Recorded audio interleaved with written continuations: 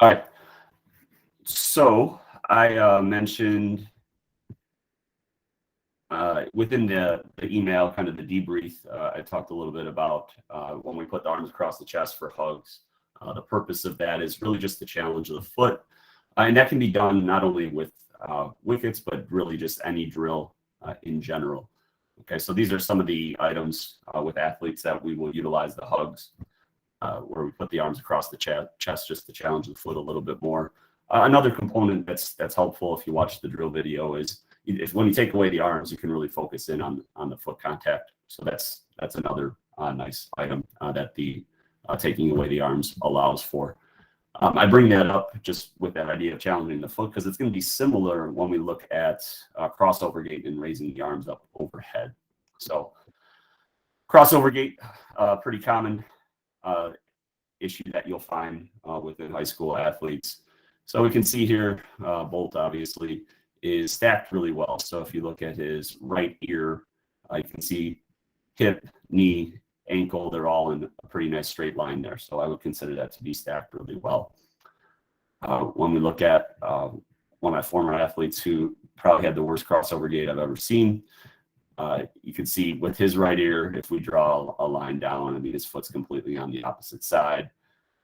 So, if we drew a line through that whole scenario, we got, the ear here. I was using the wrong ear, and he was on that opposite side of that. So you can see he is obviously not stacked at all, which is just a huge energy leak and something that can lead to injury. He had knee problems throughout the course of his career, partially because he would lie to me all the time saying he wasn't playing basketball every day, but he was like playing hours worth of basketball every day and had knee tendonitis. But another contributing factor to that was the crossover gait. So possible corrections for the crossover gait.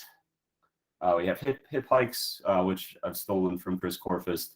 That's linked there. The nice thing about the hip hikes is athletes can literally do thousands of them.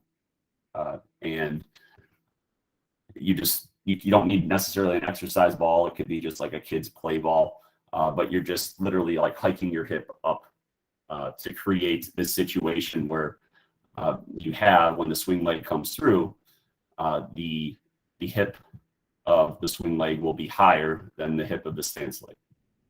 All right, and that will challenge in this case, like with Bolt, is glute medius and lateral sling on the left there is going to be challenged.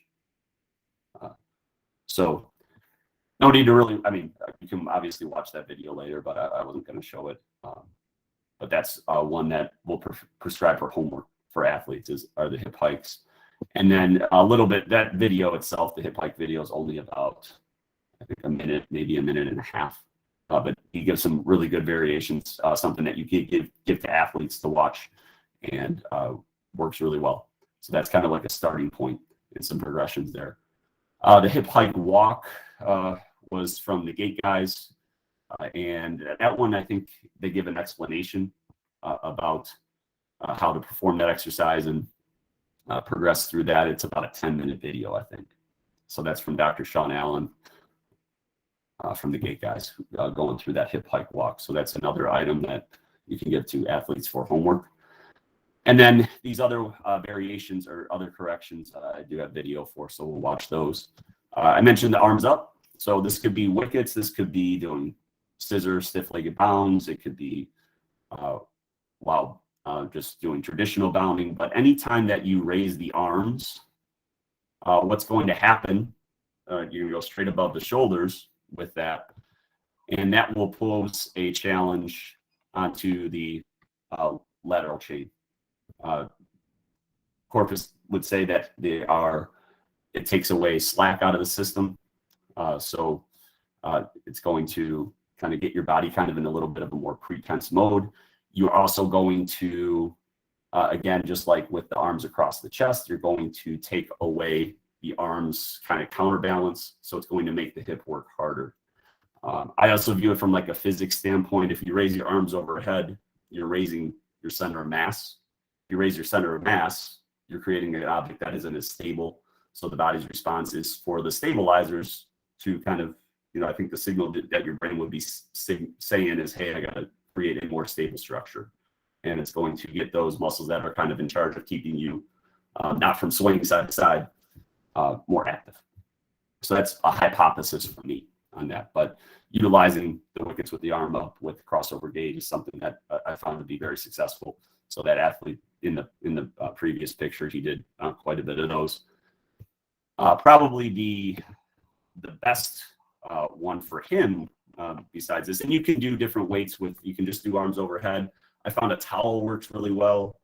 Keeping tension in the towel is a nice option as well. You can use a crowbar. You can do a PVC with sand in it. You can make it weighted. You can get pretty aggressive in terms as athletes go on with the amount of weight that you can put in on that.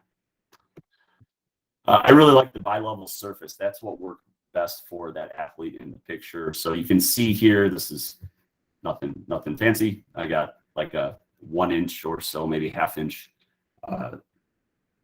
just surface, and then I have my concrete. But you would actually have athletes run on it. So that's what I mean by bi-level surface.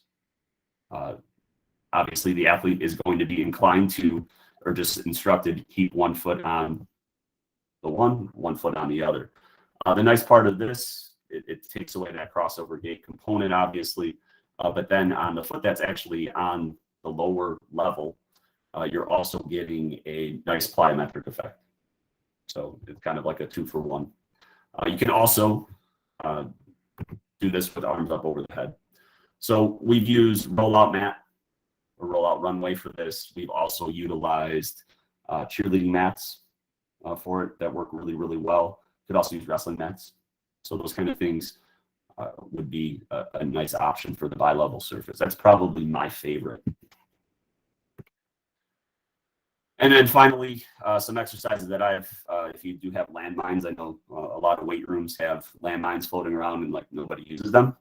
And a nice thing with the landmines to challenge a lateral chain is just an isometric and then a reverse crossover lunge. So that'll challenge glute med and that lateral chain pretty nicely. So here's just the isometric.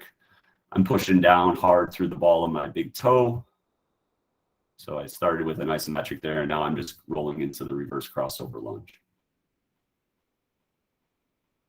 So again, that could be, if your athlete randomly has a landmine in their garage, they could do that for homework, I suppose. But you don't necessarily need a landmine. You can kind of make a makeshift one. But there's the ISO. Again, the goal is I'm trying to get that left hip a little bit higher than my right as I bring that through. So on some reps, I do a decent job. On others, I don't. But those are the top tiers that I found for crossover gait. Any questions?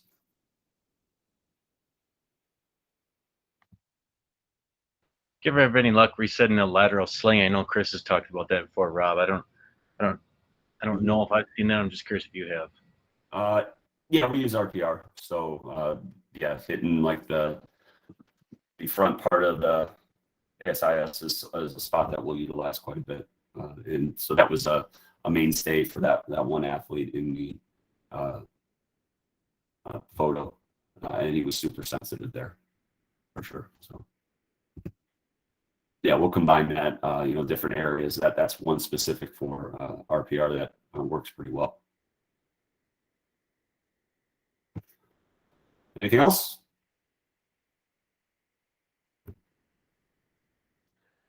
All right. So talked a lot about sprint. How about we talk about jumping? Because that's, I think, what we came here for, right?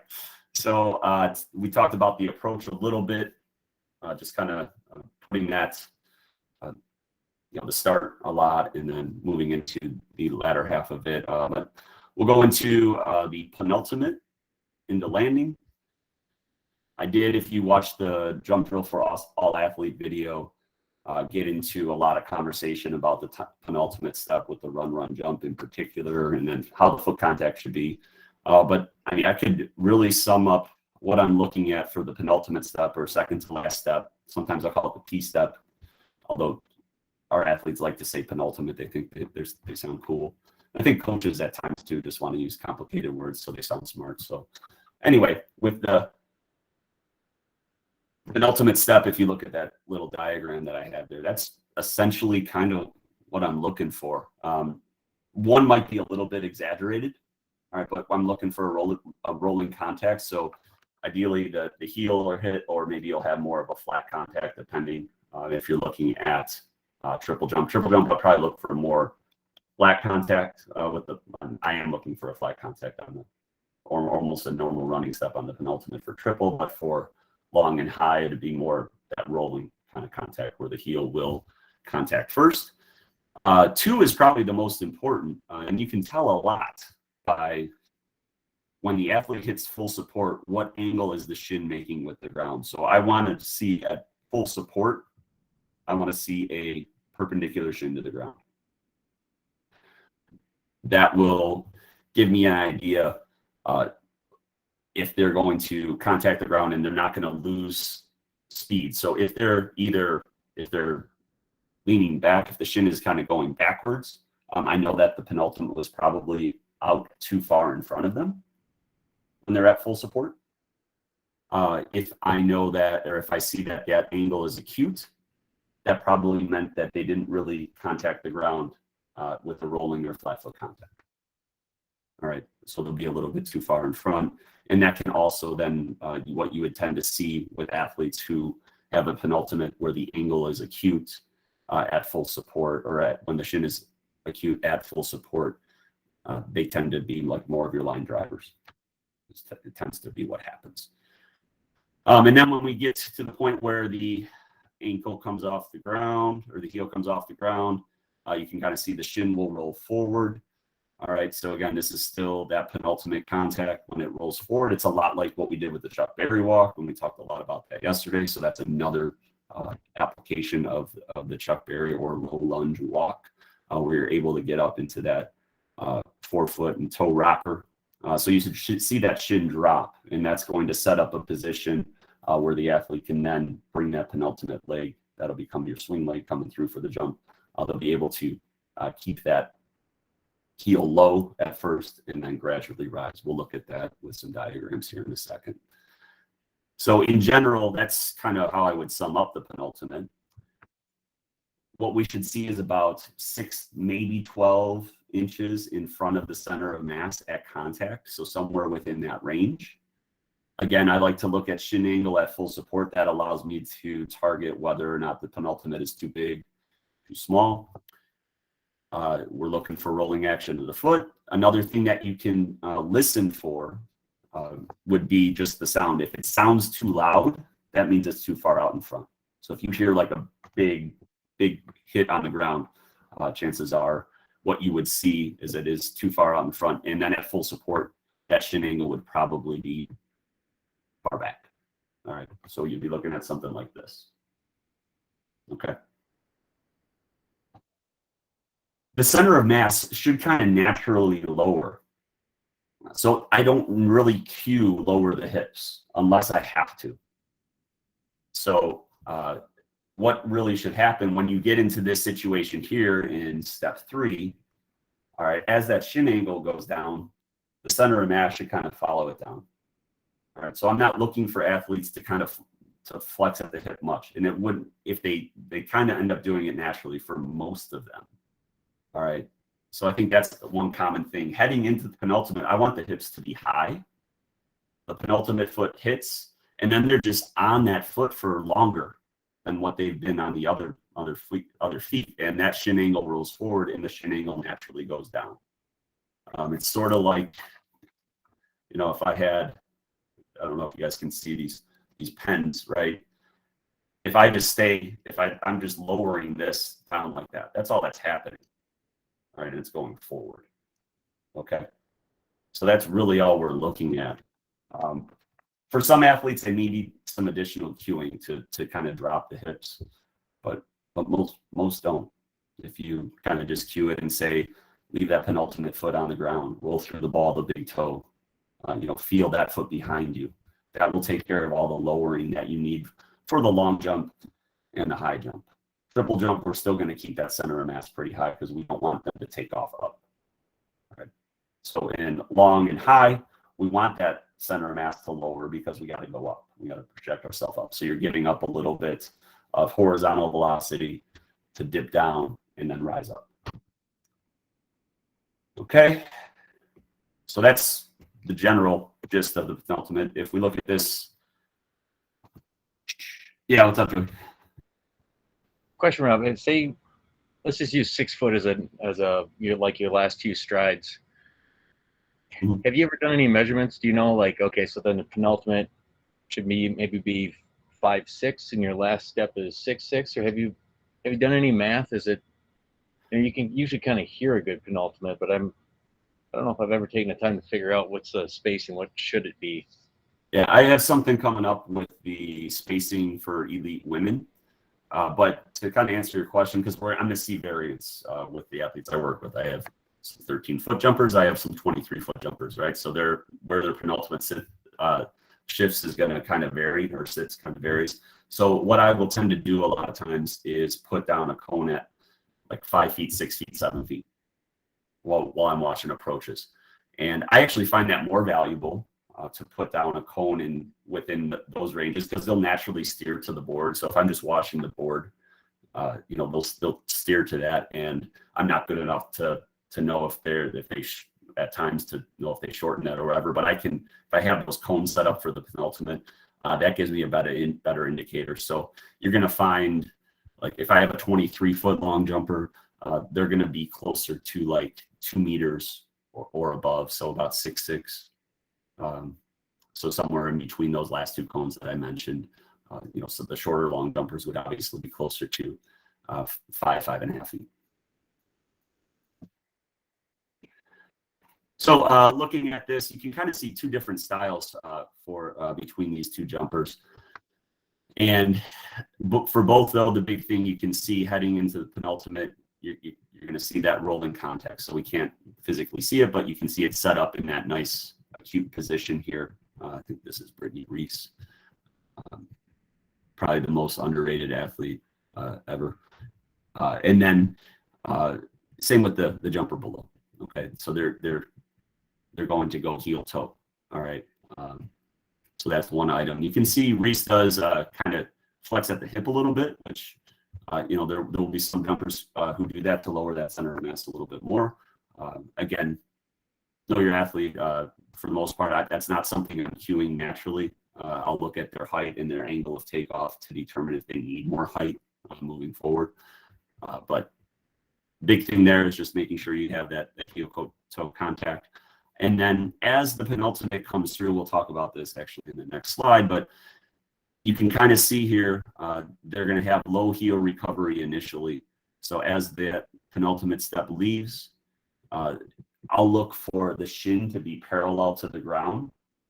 All right, so I don't want the heel to come up right away.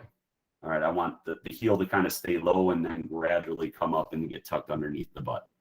All right, so you can see this point here for Reese, that shin is parallel to the ground. So that's something that I'll look for between penultimate and takeoff.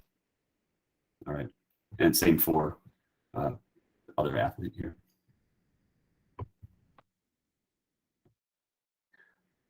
So here you go, Joey, asking for this. So this again is elite women. A lot of times I like to look at the elite women because they are similar to elite high school males. Right? They jump about 23 feet. So that's good in Illinois. And you can see here for everyone who made the 2017 World Championship final, for women, they were all their penultimate, just about almost all of them was their longest step within the last 3. So that gives you some measurements for athletes who were in that 6'5" and above in terms of meters for their performance.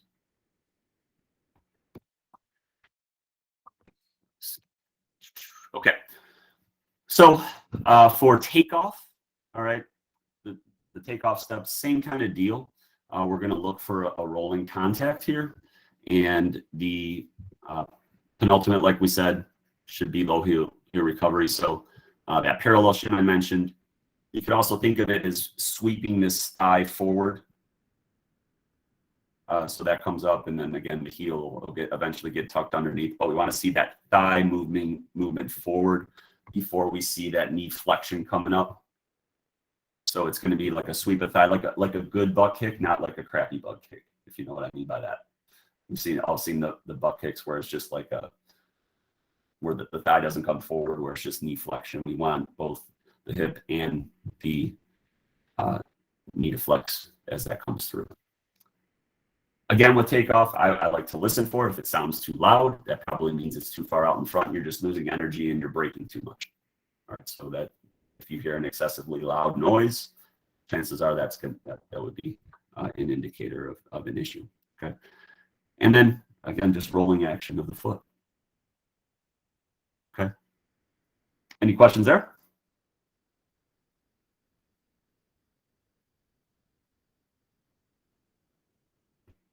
All right. So some more data. All right. This one I find super interesting. You're going to have this. So this again, 2017 averages. The knee angle at touchdown for the takeoff. You can see that there is going to be, you'll have impact. Then we're going to compress down a little bit. But I think this is like super impressive for long jump. It only compresses about 30-ish degrees, and they're moving fast. So the end of the takeaway that I have there is that takeoff leg strength is a big deal. All right. So you need to have ways implemented within your programming to address that impact. All right. So that can be done a variety of ways. Traditional weight room strength is definitely a component. Plyometric strength, things of that nature are all parts of what we need to make sure we accomplish within training. So again, the reason why I think it's impressive is just because of how fast they are moving within those last 3 steps. You can see it does go down, obviously. So we got men here, women here, but bottom line, like they're able to maintain a big, a rigid leg, more than we would see within high school athletes. So with high school athletes, like either they're not going to be able to move as fast through it. All right, they're not going to be able to have the confidence that they're going to be able to handle that plant. Okay, so they're just going to be moving slower, or they'll like blow through it, and that angle will decrease substantially. So those are the kind of 2 things that the workarounds that I'll see with the high school athletes.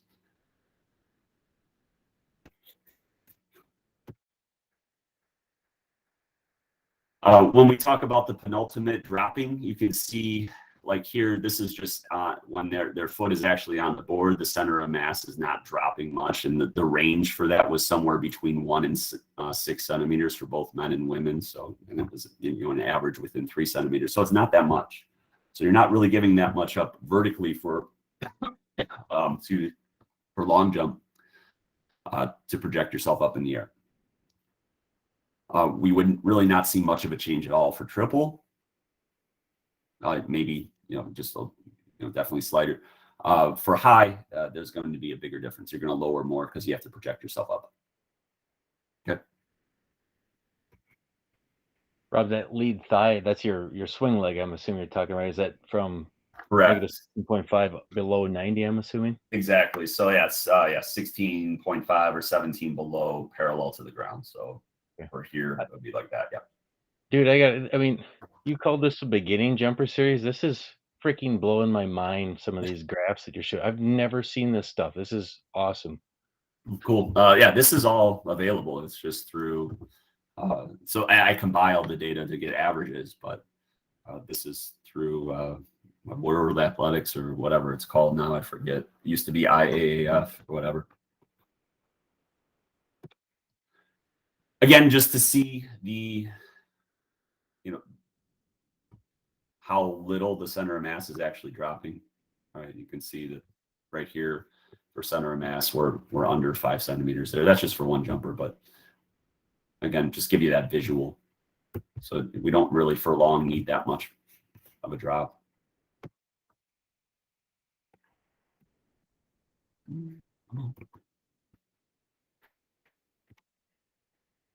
So when we're talking about flight, and ICA got to see Boo speak a bunch of times at our clinic, and a quote that stuck with me: big open movements produce big open jumps.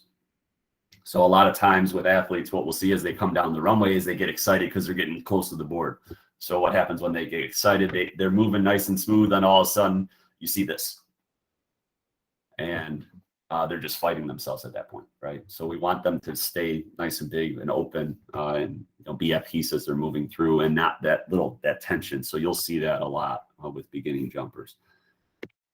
So within flight, we could get into the different styles, but ultimately the time that they're in the air is going to dictate what can be done.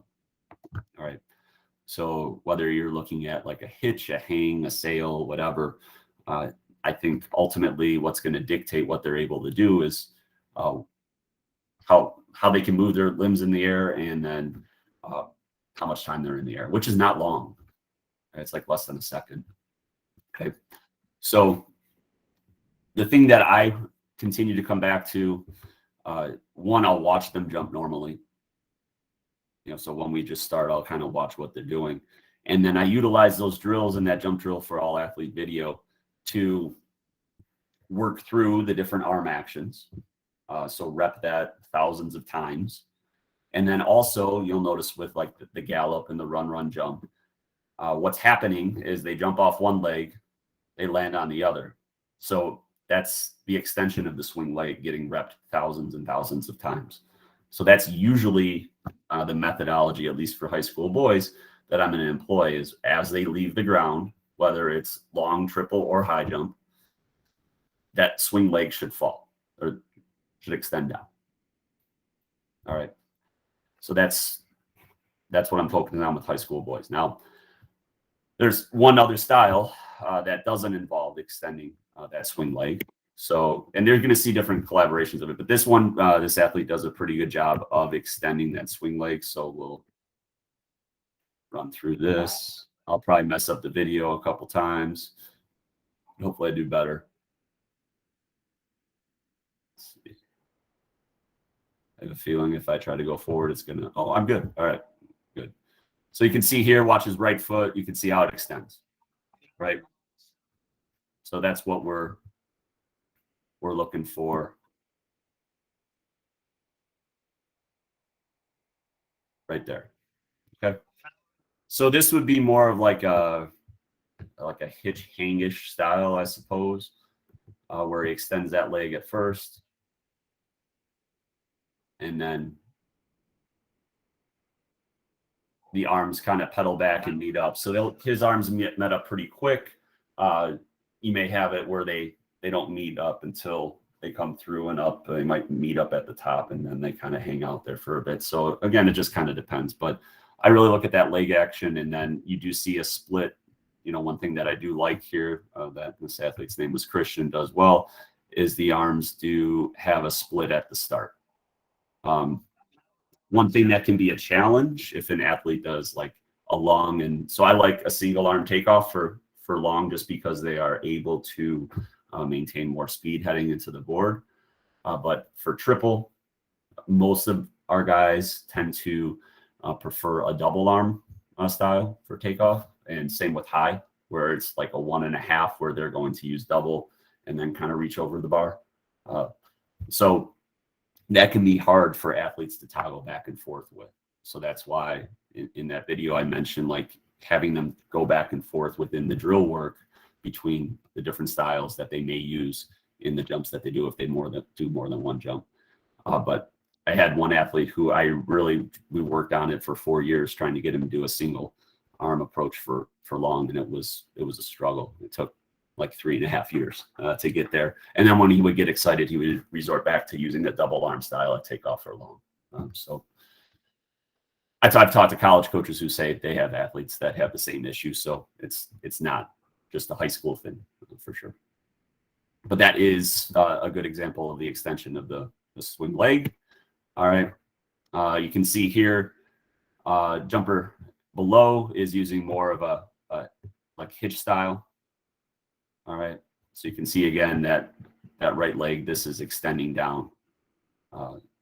What the extension of the swing leg does is it creates a longer axis of rotation.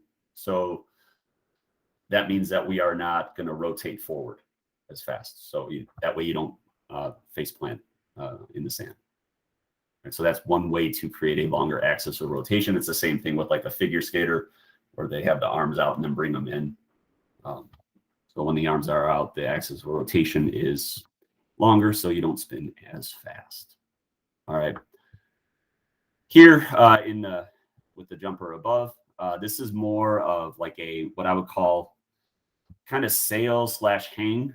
All right. So you can see with Brittany Reese, she does not extend that right leg. All right. It stays bent, and then this leg just kind of comes up. The leg doesn't extend. That right leg doesn't extend fully down. It stays bent and then just meets the one in back, which would make it more of a hang style. So you can see it just looks like she's kind of hanging in the air. All right. I don't worry too much about the style of flight. I honestly, like, it's something that we'll work on a little bit, but I want to make sure that everything heading into the jump looks good. And then I'm going to get them comfortable with what they feel comfortable with in the air for the most part.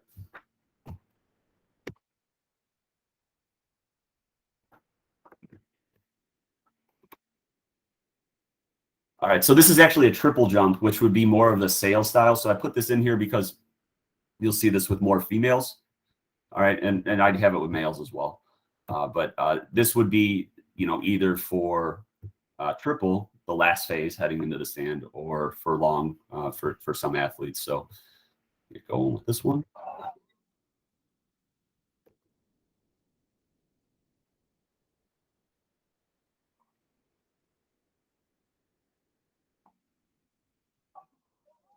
So you'll see he just, within this one,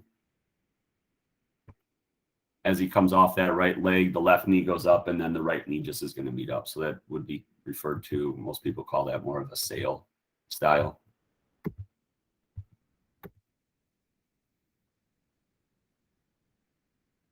So the left knee comes up, and then the right knee is just going to meet it. And then the arms get thrown to the sky. All right.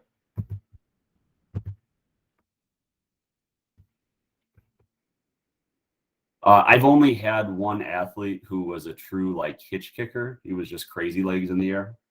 For the most part, they got to be able to jump really far to have time to be like a true kind of hitch kick style. So that doesn't happen too often, at least at the high school level. So any questions with that? The flight. Rob, I got to ask about that swing leg. I see Brittany there. You can see she drops her swing leg and then brings it back up at the end, and as does the hitch kicker here. But that guy, I know, like you said, his other leg met it. And I've noticed with most of the high school girls, they don't like to drop that leg. Mm-hmm. And I guess one of the cues, it's probably wrong, but I say you've got to drop that leg to kind of fight gravity. And you said it best. You're making a longer axis to change your rotation. It seems to me like if you can't learn how to drop that front leg, that you do get, I don't want to say you get pulled to the sand any faster because gravity is the same, but it just feels to me like they can't extend out any further. Like they get rotated forward, and then they're going to hit faster. So so one thing I'll say with Brittany here is she does, the swing leg does drop. It just doesn't extend, right? Sure. Yep. Okay. So that would be maybe one compromise you could have with an athlete. So instead of just keeping it in that kind of A position with that right leg, trying to get them to drop it, that could be something that may be helpful. But yeah, I would agree that you might be somewhat limited if they're going to keep that leg up and then bring the other one to meet it, because they may get into a point where that torso is going to rotate forward, and then they won't be able to, like you said, reach out as far. Sure. I think that is certainly a possibility. So again, it's also do they have time to lower it and then kind of bring it back up? Are they coordinated enough to do that? So I think it's just kind of varies by athlete, but the way that I would phrase it with them is in order this is something we're going to continue to work on, because in order for you to kind of get to the next level, this is what would need to happen. Okay. Yeah. I'll just show them your videos. Those are some good videos. You're too hard on yourself not jumping high enough. All right. And then landing, I try to keep it simple. All right. And we'll go through some drills probably in our next session for landing. I don't have many landing drills, but extend the legs, and then the hips replace the heels. So the hips, the heels hit the sand, and then you need to have an active hamstring. So your butt comes down where the heels hit, so you don't lose any distance. All right. So looking at this here, let's see if I can move this. Probably, dang it. So you can see here, the heels would hit here, and then what the action that would happen from that point forward is the knees would flex, the hamstrings would fire, and the butt would come down. All right. So again, I'll go through my favorite drills for that in our next session. But that's a big timing issue. It can take a long time. But the other thing that I would point out is, like, the landing is the last thing that occurs. A lot of it is going to be set up by what happens before it. So you might have jumpers who kind of land flat and aren't able to have time to bring the hips through. That's a takeoff issue. You may have jumpers that over rotate and aren't able to reach out. That's a takeoff issue. So probably the best way to clean up the landing is to clean up takeoff and what happens before. Okay. All right, so that is penultimate to landing. Any questions before we proceed?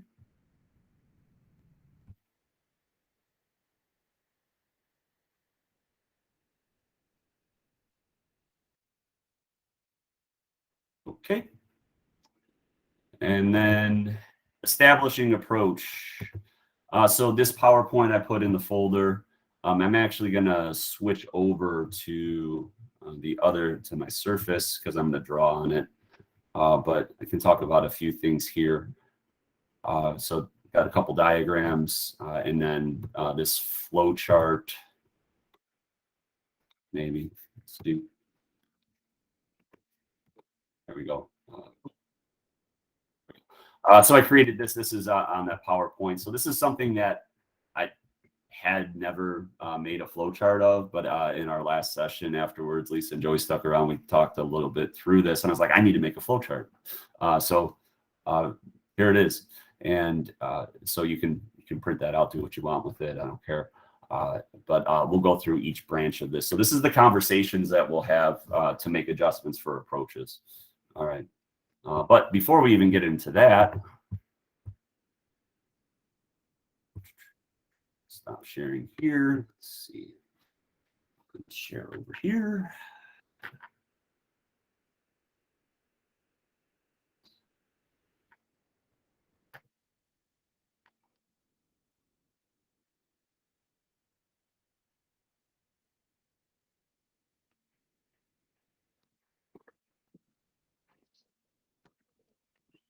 All right. So in general, with just establishing approach. So nothing fancy for the horizontal approach. We'll be away from the pit doing this to start, and all we're going to do is place down a piece of tape on a standard track lane. So right here, and what we will do is run this way. So you can see that green thing is my fancy tape measure, because you can clearly tell that because of this thing over here, right? That means it's a tape measure. And all I'm going to do is give an athlete, we're going to work through our start mechanics on that, push to vertical and 6 as we outlined last week. And then I'm counting just their jump legs. So for like a left leg jumper, I'll let them know that I'm going to count where their 6th or 7th or 8th left hits. And then we'll give them a number. We'll have them rehearse that maybe 5 times, and we'll come up with a number. So again, this is just away from the runway, away from a board, so they're running fully through.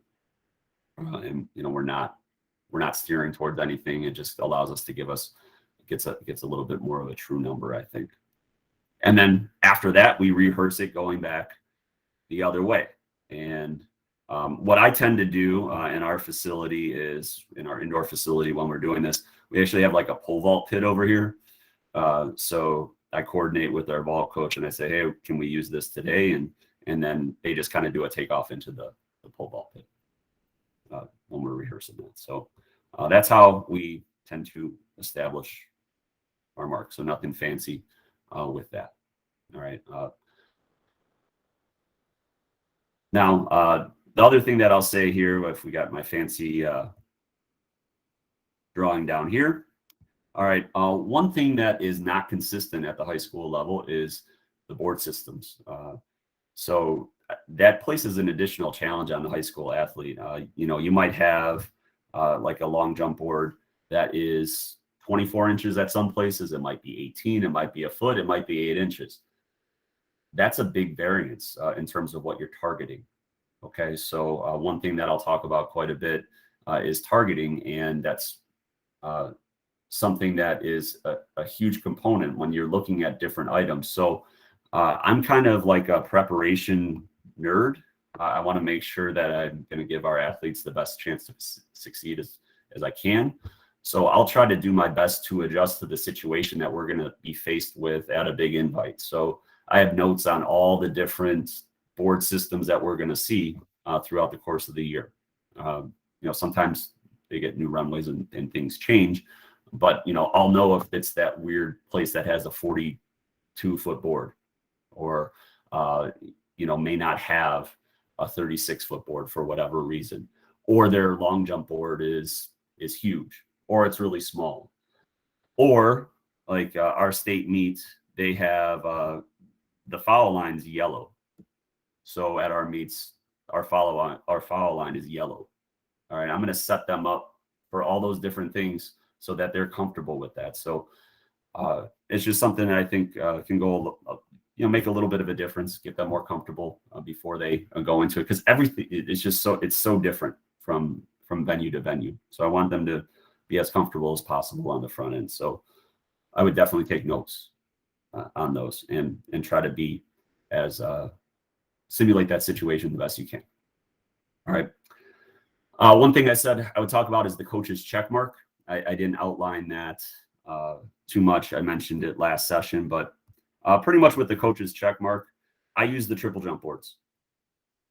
All right, because in a meet situation, I can't keep track if I got even 3 or 4 guys jumping. If it's an invite, or if we have 16 guys jumping in a dual meet, I can't put down a coach's check mark for all of them. So what I will try to do is watch their approach rehearsal during the warm-ups and see where they're hitting with 4 steps away within the triple jump board. So this works well for long jump. It doesn't work well for triple, obviously. Okay, but what we'll find if they're taking like a 16-step approach, again, I'm only going to count the jump legs. So this would obviously be 8, 7 would be somewhere in here, and then 6 is going to be somewhere within that range. All right. So I can just kind of keep an eye on where they're at. So hypothetically, let's just say that the athlete is hitting in warm-ups. Their 6th is right here. Okay. And they're perfect on the board. Okay. So I make note of that.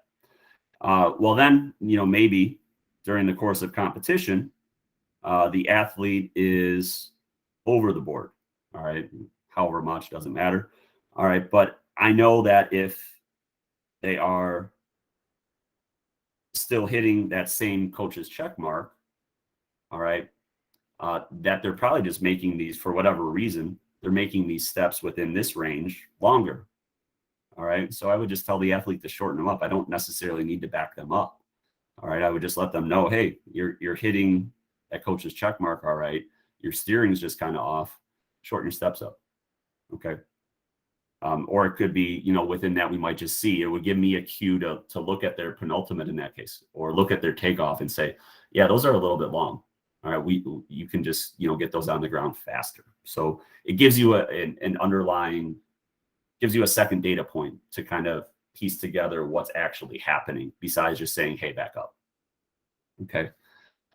If they were over here and past this coach's check mark, well, then that would be an indicator that, yeah, you probably need to back up because both were displaced forward. So you're hyped up to do the jump. Yeah, now you need to back up. All right. And that works the other way too. All right. If they're short of the coach's check mark and then they're short of the board, there could be two reasons there. We could either move them up, or maybe they just didn't push very well out of the back. All right, which is going to be the first question I pretty much always ask. But that's how the coach's check mark, at least how I use it. All right. Any questions with that?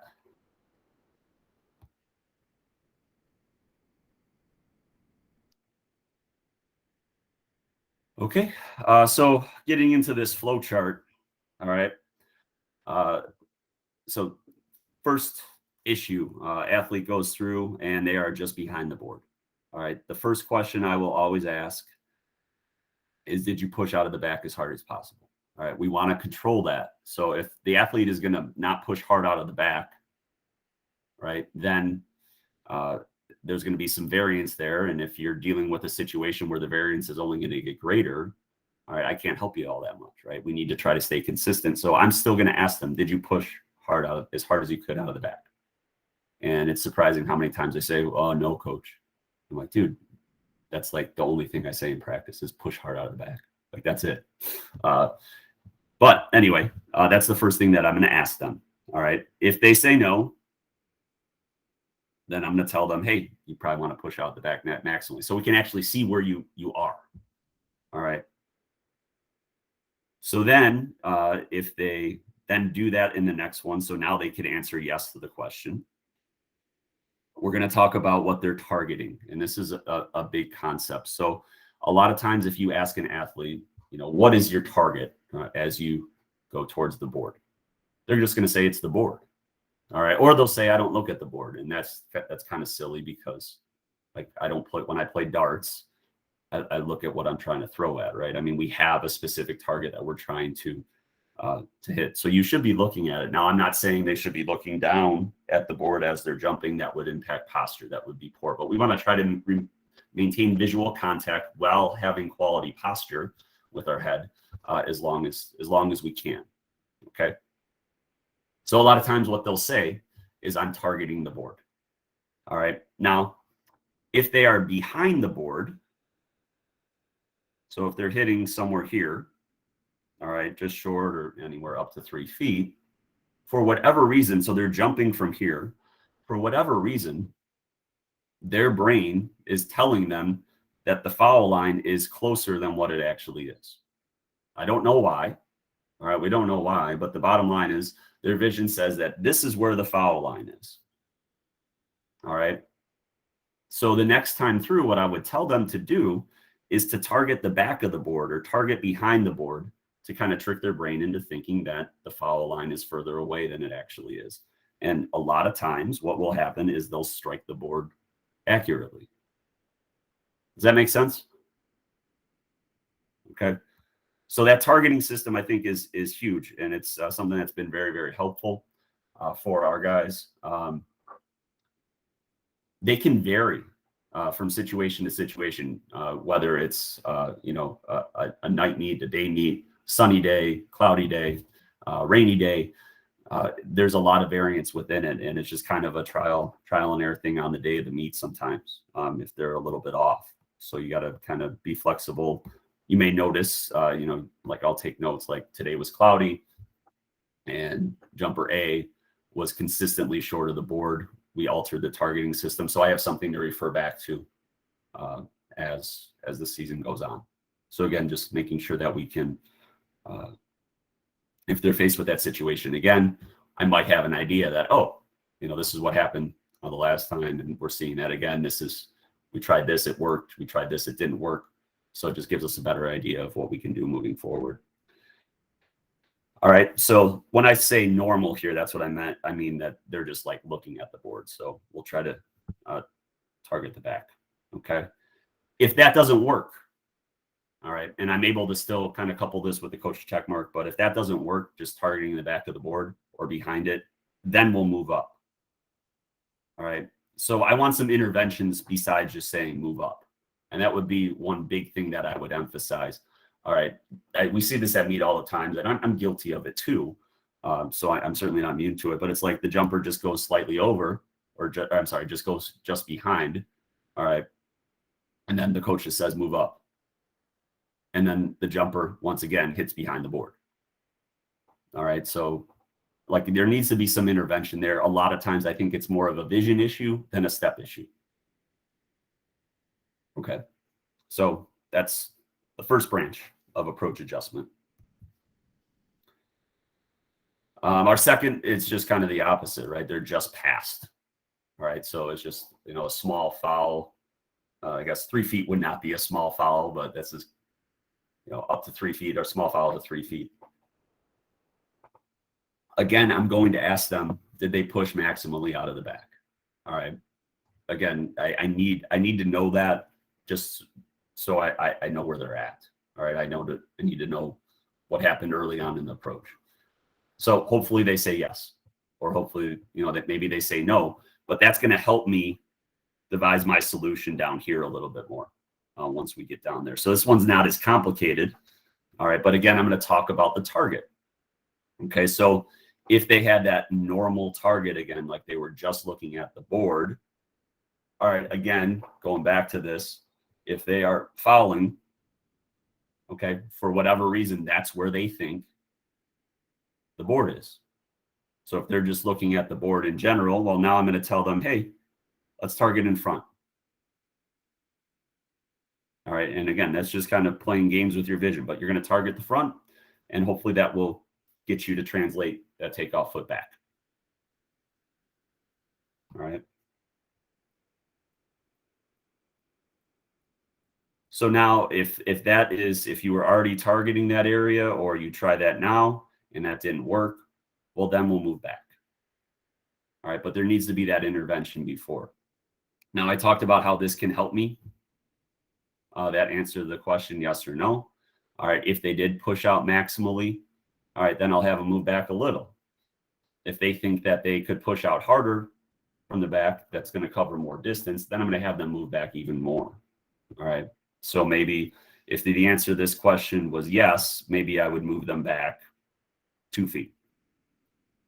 But if the answer to this question was no, maybe I move them back 3 feet. You know, so there's something to keep in mind there. So this is more of just a way for me to know how to answer this possibility of moving them back down the road. All right, so that's that branch. Okay. My favorite branch, right, when they're just completely off, right? Greater than 3 feet before, greater than 3 feet past. I still want to know about the max push in the target. We're going to have that conversation. All right. And then we'll move them forward or back however much. So I know where their jump leg is going to hit. So maybe their 8th step is hitting way in front here, right? Like 6 feet, like where their penultimate should hit. Okay.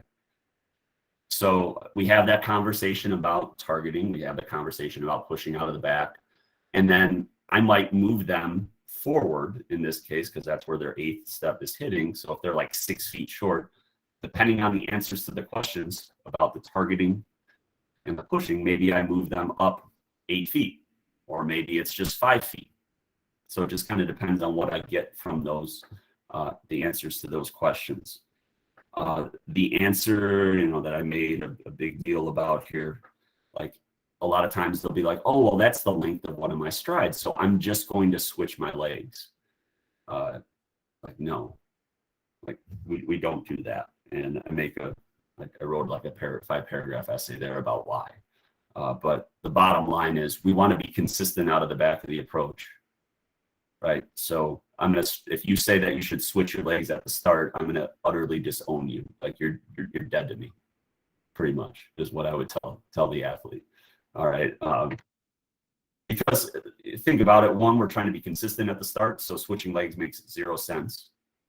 Two, you're either adding a step or you're subtracting a step from your approach. So we talk about the approach rhythm all the time. So you're rehearsing a 16-step approach hundreds of times, and now all of a sudden you're going to go 15 or 17. That doesn't make any sense, right? It would be like a drummer saying, sitting there and being like, hey guys, like in random spots, instead of going 4 beats for this measure, I'm going to do 3. Like that's just dumb. That wouldn't work. So that would be my approach with that. So if they're off by a step, like, right, sometimes you'll have them straight up hit, like, they're a left-footed jumper and they hit with their right foot. Then they're going to want to say, well, I'll just switch feet at the start. A lot of times what I'll do is, depending on the ability level of the jumper, I'll know like their stride length is going to be somewhere in that 5 to 6 foot range. So I'll say, hey, just move up 5, move back 6. Again, I know where their jump leg hit, so I'll be able to tell them accurately if they need to move up or move back and still keep the same amounts of steps. The other thing that I would encourage you, like you can't be everywhere, right?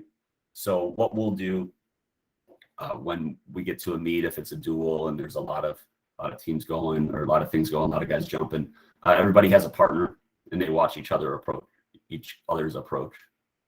So they know like, okay, and we rehearse this the day before a meet, so then they can do that.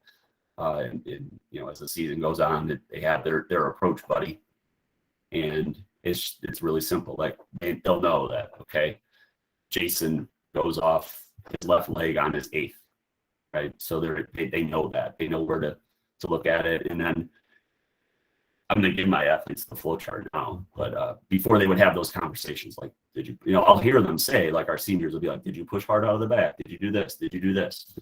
So it's kind of cool. We practice that in practice. And then, it's fun to hear them talk about that during the course of the meet. So because, we're often in multiple areas, right? High jump is on one side of the field, long triples on the other, right? They're going at different times, whatever. We can't be everywhere. So having athletes help each other out is key. All right. Any questions there?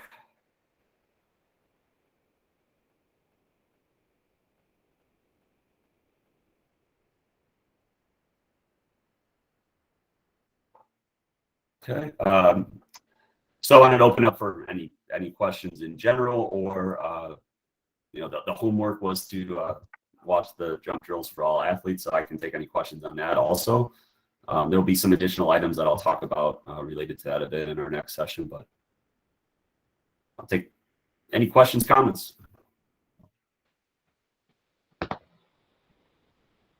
Well, I guess one observation from this year, and I'm just kind of curious if you've seen this too. So with Corona this year, we had to jump by schools. So it was like one school and it's all 4 jumps or all 3 jumps pretty fast. There wasn't much rest in between there. And after the very first meet, I'm like, man, I got to move these boys back almost each rep just like 6 inches and just keep creeping back because of that slight fatigue factor, I'll call it, I guess. Have you seen that too? Or is that worth, I don't know, is that another step in your flow chart there? Like, did you just get back from a race, move back a little bit or something? I don't know, I'm just curious. I've noticed that it'll vary for athletes. So like if an athlete runs 100 and then they come back, maybe they do 1 or 2 jumps and they go run the 100 and they come back.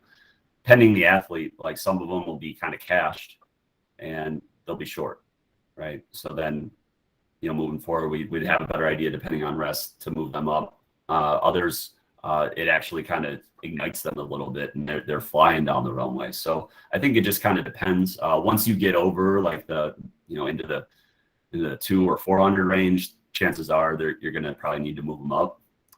But yeah, with the 100, I'd say for the most part, 4x1 or 100 hurdles, there could be some variance there whether you got to move them up or back. I'd say early in the season or the first time they're faced with that situation, it's going to be more drastic as time goes on. So like our season was shorter this year. I noticed more variance, but as time goes on, it tends to, they tend to be in better, I don't want to say like shape, but kind of like in better, they're able to tolerate that better, that high intensity better. So it's not an aerobic shape kind of thing. It's more of, they're just able to handle that higher high intensity workload. So I hope that kind of answers what you're getting at there. Sure. Yeah. By the way, did you ever figure out your formula of like one long jump equals 1.5 triple jumps and high jump? You were working on that? No, not yet. That's I think an interesting question for sure. Again, I think there'd be some variance for jumper from athlete to athlete, but obviously I think triple's the most demanding. But at the same time, you might have a case where you have a high jumper who takes 14 jumps, and that's can be pretty taxing as well. So yeah, I think we got some good banter going on with that within that Twitter thread, but I don't have specifics yet. I'd say just some guesses. But it is something that I take into consideration for sure when we're looking at workload over the course of a season, right? So I'm going to pick my spots maybe where if I have a target for an athlete, at a state meet who is possibly going to do both long and triple, and it's a traditional year where there are prelims and finals, you're looking at a sectional meet where they might have to take 12 jumps, right? And that's something that we would consider in terms of workload. So we would want to expose them to have that capability if needed to take all of those jumps. Our state meet's kind of weird because it's on 2 days, and it's, in my view, it's very bizarre because it's you take your prelim jumps long and triple on one day, and then if you make finals, you take 3 more the next day. So it's not all in one day, which really doesn't make much sense. But that load is actually a little bit different than what they faced the previous week at sectionals. So it's just something workload wise, kind of have an idea of what your target might be, and then deal with what you think you need the athlete to do in order to be ready for that come championship season.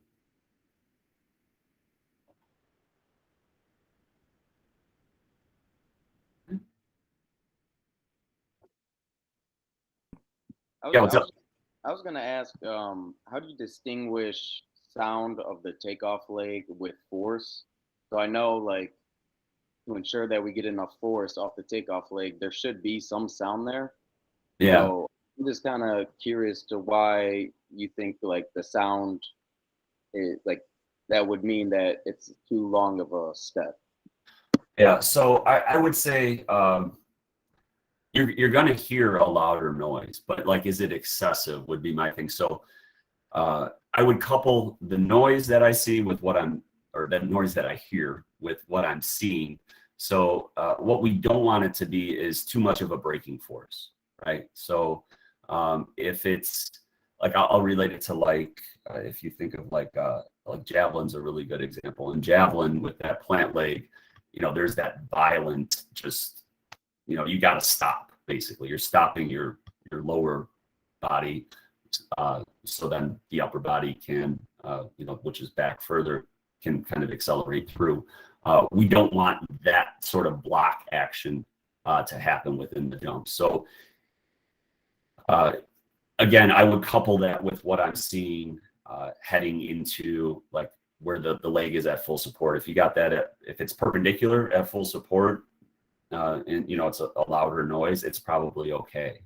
And then I'll also couple that with, is it within that kind of 6 to 12 inch range?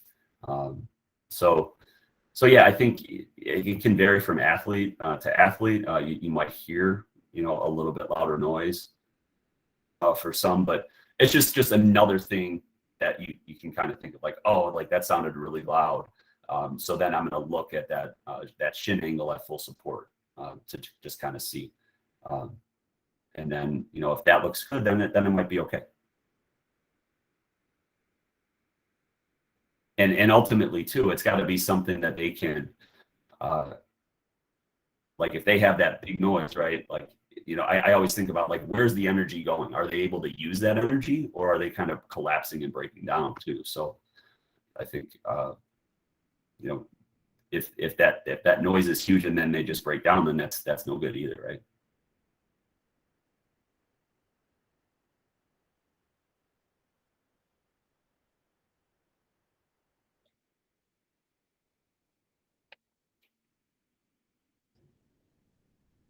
Did you ever use any fictor eye or visual stimulus, Rob, like some of the stuff he's talked about at TFC or even like Moyer, just to help kids get on the board?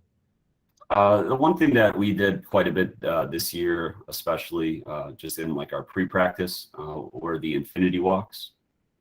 So I think just increasing, doing something for vision is important. I mentioned just the visual target, but I think one of the more recent articles I wrote went through a kind of a big explanation on the infinity walk. So I think it was Drills for the Win was the title of that article. But it goes into the infinity walk, which is just like a figure eight. And you keep your eyes focused on a specific target. So normally you would do it where you're doing kind of the figure eight laterally and you're focusing straight ahead on an object. To make it more like the long and triple jump, I did it where they're doing it more front to back to get like the convergence divergence component, and then the object that they were focused on was on the ground, like it was the board. Athletes liked it. We ran them through it. They skipped, they did all kinds of things. We used bands. I had them doing stuff with their arms. So it was just something that they did prior to practice with how our schedule was kind of strange last year. So we actually had like time because we were done with school kind of like 12:30. So we did that, and they liked it for warm up. And I think it's something that'll stick. That's a great idea, focusing on the board. We've just done the Cal like goat drills, focus on like the field goal post, and kids absolutely love it. So yeah, that's a great idea. Yeah.